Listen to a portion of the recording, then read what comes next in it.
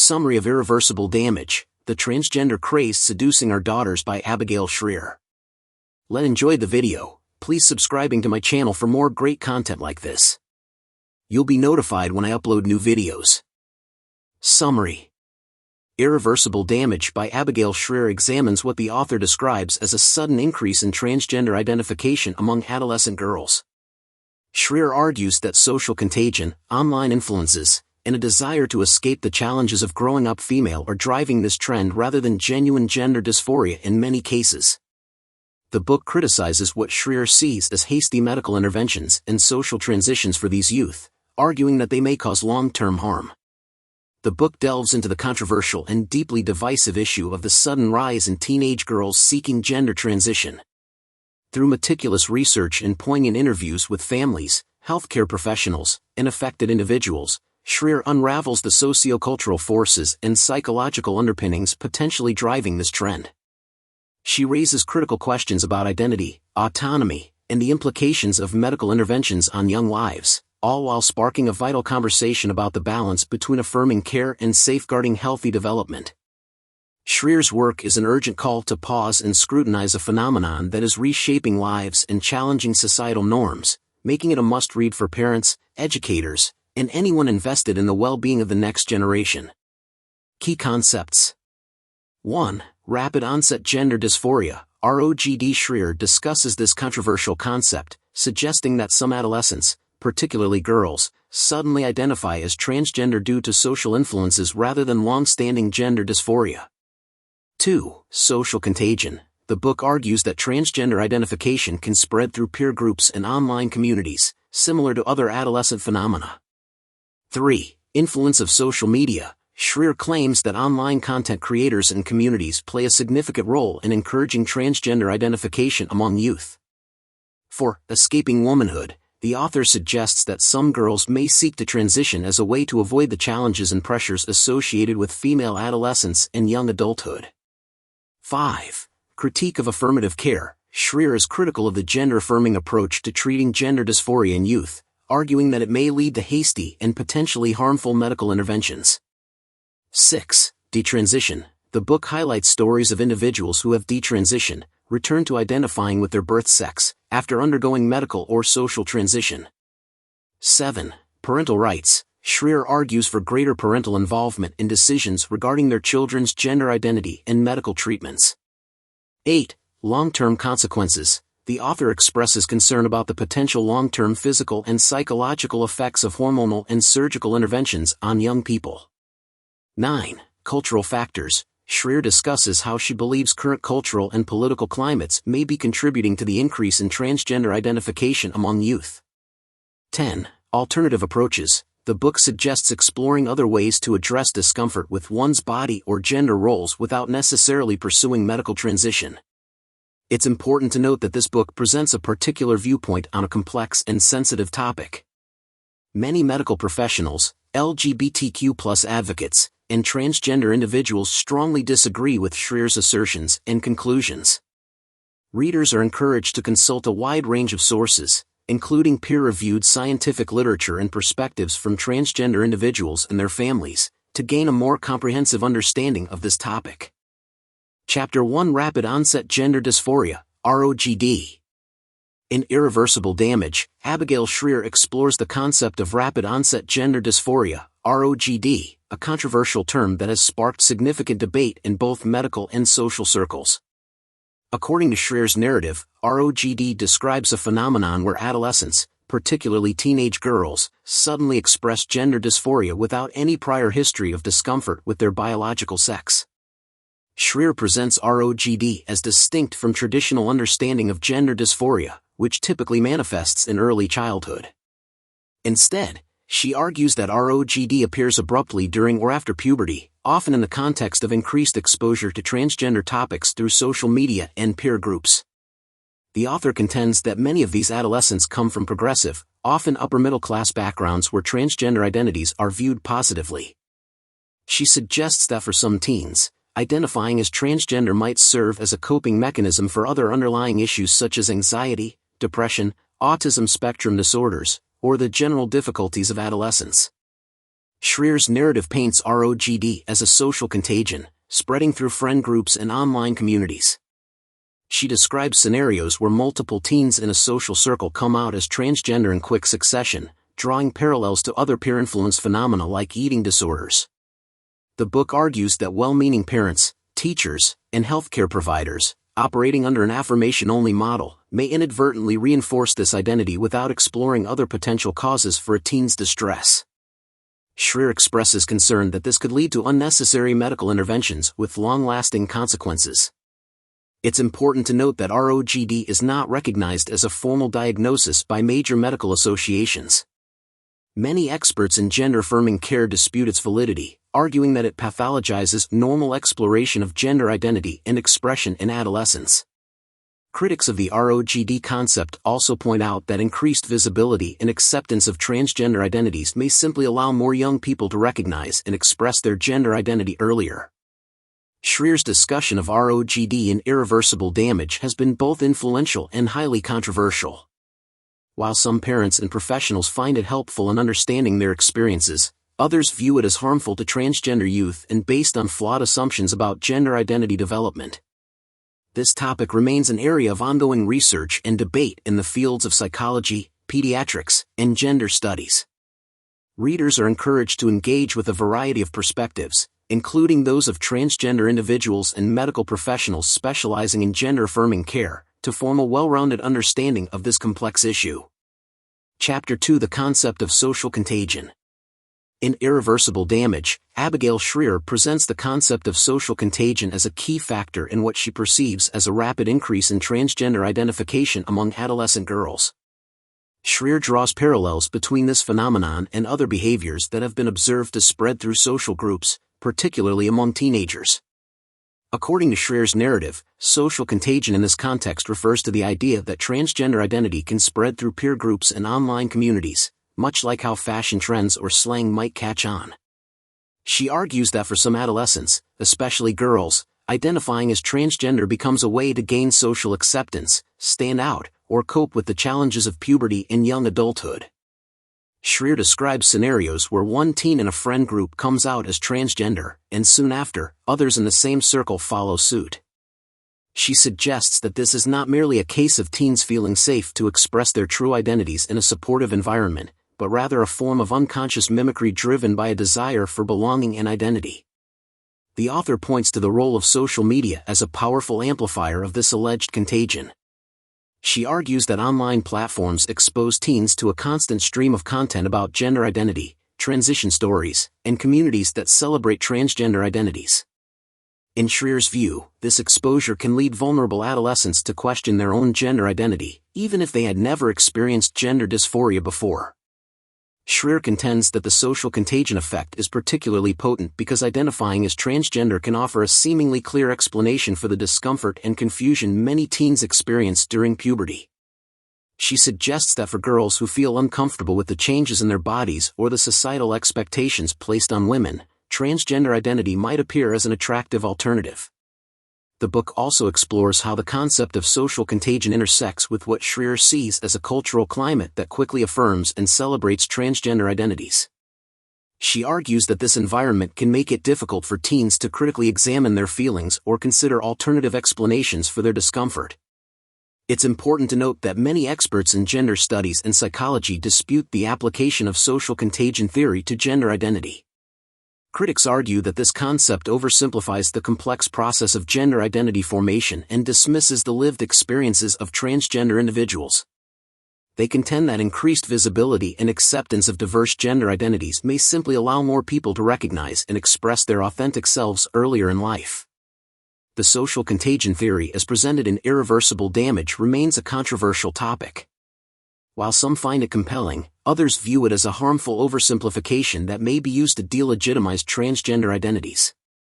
As with many aspects of this complex issue, readers are encouraged to engage with a wide range of perspectives, including those of transgender individuals and specialists in gender-affirming care, to develop a nuanced understanding of the topic. Just finished Chapter 2. If you like the video, please subscribing to my channel. Chapter 3: The Role of Educational Institutions and Policies. The book delves into the complex and controversial topic of adolescent gender identity, particularly as it relates to the phenomenon of rapid onset gender dysphoria, ROGD. In Part 3, The Role of Educational Institutions and Policies, Shrier examines the influential role schools and educational policies play in shaping gender identity perceptions among young people. Educational institutions are at the front line of the gender identity discussion, and the way they respond to these issues can significantly influence students' understanding and decisions regarding their gender identity. Shrier describes how schools, through their policies and curricula, can either support or challenge the narratives around gender dysphoria. Many schools have adopted gender-affirming policies intended to create an inclusive environment for transgender and non-binary students. These policies may include accommodating students' preferred names and pronouns, implementing gender-neutral bathrooms, and providing gender identity education from a young age. Shrier argues that while these policies are well-intentioned, they can have unintended consequences. For some students, the encouragement to explore and affirm a transgender identity might push them towards hasty decisions without fully understanding the long-term implications. This has raised considerable parental concerns. Some parents feel that schools are overstepping their roles by promoting gender transition without adequate consultation with or consent from parents. They worry that educational environments might fast-track children into medical transitions, which come with significant physical and psychological ramifications. The book highlights the tension between the intention of schools to support gender diversity and the concerns of parents regarding the potential for premature or unnecessary medical interventions. Shrier emphasizes that while supportive educational practices are crucial, there also needs to be a balanced approach that considers the individual needs and long-term well-being of each student. She suggests that a more collaborative effort between schools and parents could help in making more informed and cautious decisions. Educational content and teaching methods play a critical role in shaping students' perceptions of gender. Shrier refers to case studies where the introduction of gender ideologies in school curricula has led to an increase in the number of students identifying as transgender. She explores questions about whether such educational practices might contribute to the spread of gender dysphoria, especially among impressionable adolescents. Chapter 4 Medical Intervention. In this chapter delves deeply into the medical interventions commonly pursued by transgender-identifying teens, highlighting both the immediate and long-term consequences that these decisions may entail. She outlines the types of medical treatments that are often sought, such as hormone therapies and gender-affirming surgeries, and critically examines the reasons these interventions are pursued with increasing frequency among adolescents. Shrier begins by providing an overview of hormone treatments, particularly puberty blockers and cross-sex hormones. Puberty blockers are often prescribed in the early stages of gender transition to halt the development of secondary sexual characteristics. Proponents argue that these treatments offer a crucial pause button, giving young individuals more time to explore their gender identity without the added pressure of a body that feels increasingly alien to them. However, Shrier brings attention to concerns raised by some medical professionals regarding the long-term effects of such treatments on bone density, brain development, and future fertility. She emphasizes the contention among experts about whether adolescents can fully understand and consent to the potential lifelong implications of these choices. Next, Shrier examines surgeries that some transgender-identifying teens undergo, including mastectomies for female-to-male transitions and more complex procedures such as genital reconstruction. While these surgeries are celebrated by many as life-affirming and necessary for alleviating gender dysphoria, Shrier underscores the irreversible nature of these procedures. She highlights stories of individuals who later experienced regret and faced significant physical and emotional challenges as a result of their surgical transitions. Interviews with individuals who have detransitioned or expressed regret after their surgeries reveal the gravity of these decisions made in adolescence, often under the belief that medical transition was their only path to relief. In detailing the long-term consequences, Shrier discusses not only the physical effects but also the psychological impact of transitioning at a young age. She points out that while many individuals report satisfaction and improved mental health post-transition, others struggle with a host of issues including exacerbated mental health conditions, continued or new forms of dysphoria, and a profound sense of loss regarding their pre-transition lives. Testimonies from detransitioners, those who return to their birth gender after undergoing transition, highlight the complexity and deeply personal nature of these experiences. Many describe feelings of betrayal and inadequate counseling that failed to explore underlying issues contributing to their gender dysphoria. Chapter 5: Parental Perspectives and Family Dynamics in Gender Identity. Navigating the complex landscape of a child's gender identity can be both bewildering and challenging for parents. In Irreversible Damage, Abigail Shrier delves deeply into the multifaceted experiences of these parents, shedding light on their perspectives and the dynamics that shape family life when an adolescent begins to identify as transgender. Parents often find themselves in a whirlwind of emotions and confusion upon learning about their child's new gender identity. Many experience initial shock, fear, and a profound sense of loss for the future they had envisioned for their child. Shrier captures these sentiments vividly by sharing personal anecdotes, painting a poignant picture of the emotional journey parents undergo. These parents grapple with crucial and often heart-wrenching decisions about how best to support their child, balancing their child's immediate happiness with concerns about long-term well-being. One of the core challenges for parents is understanding the rapid shift in their child's identity. For some, this change appears to come out of the blue, coinciding with adolescence, a period already rife with identity exploration and turbulence. Shrier introduces the notion that the rise in transgender identification among teenage girls might be influenced by broader social and psychological trends, leaving parents to navigate uncharted waters without a clear roadmap. Support strategies adopted by parents vary widely. Some choose to affirm their child's new identity wholeheartedly, hoping that full acceptance will provide the emotional stability their child seeks. This can involve adopting new names and pronouns, allowing or even encouraging social transitions, and supporting medical interventions when deemed appropriate by healthcare professionals. Shrier highlights stories of parents who have embraced these steps, often finding renewed connection with their children but also facing societal and familial pushback. Conversely, other parents exhibit a more cautious approach. Concerned about the rapidity of their child's desire to transition, these parents seek to slow down the process, opting for therapy and open dialogue aimed at exploring underlying issues that may contribute to their child's gender dysphoria. These parents emphasize patience and understanding, aiming to provide emotional support while ensuring that any decisions about medical transition are made with full awareness of the long-term consequences. Family dynamics invariably shift when a child identifies as transgender.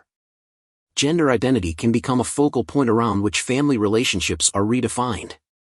Shrier recounts stories of siblings who experience confusion, jealousy, or support for their transitioning brother or sister, and spouses who may diverge in their approaches to handling the situation.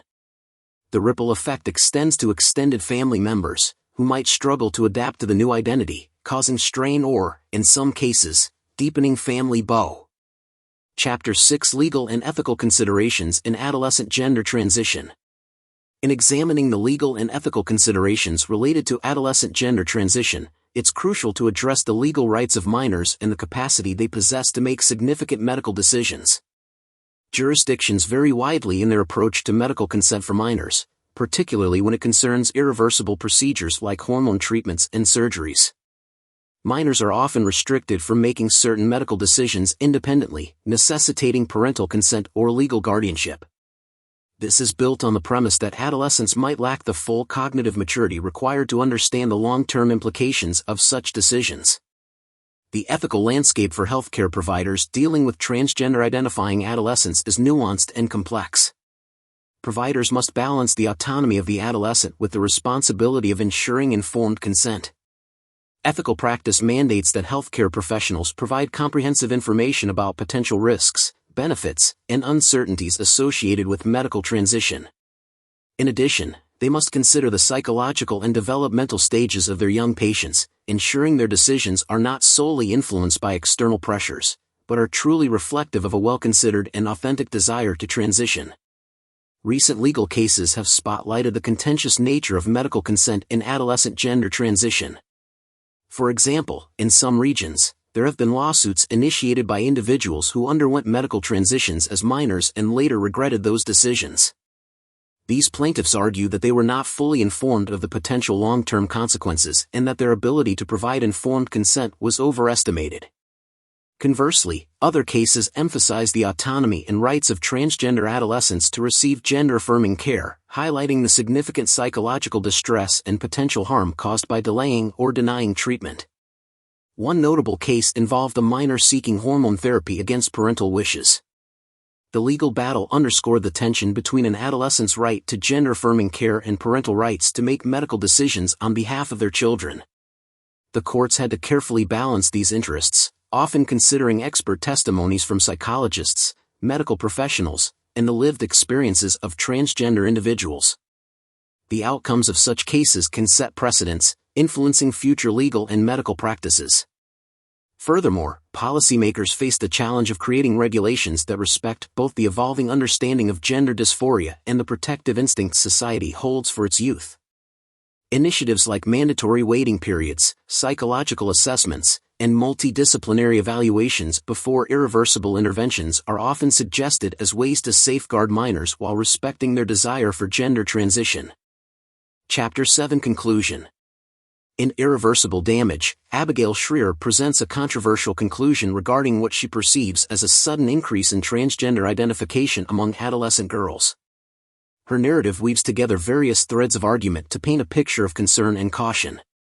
Shrier ultimately concludes that the rising numbers of adolescent girls identifying as transgender is not primarily driven by a genuine, innate gender dysphoria, but rather by a complex interplay of social and cultural factors. She argues that many of these young people are being led down a path of medical transition that may cause long-term harm, without adequate exploration of underlying issues or alternative approaches.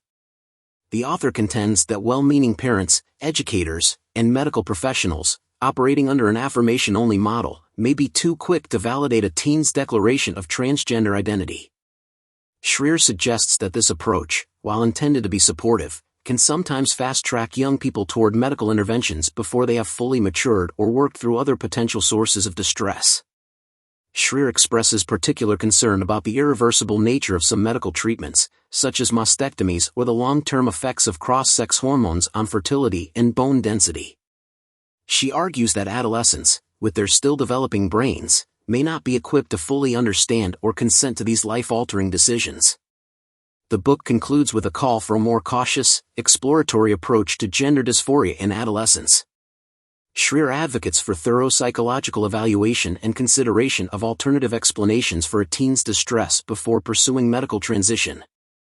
She suggests that in many cases, allowing teens to explore their identity without rushing into physical changes might be a safer path. Shrier also emphasizes the need for more research into the long-term outcomes of early medical transition and the phenomenon she describes as rapid-onset gender dysphoria. She calls for greater protection of parental rights in decisions regarding their children's gender identity and medical treatments.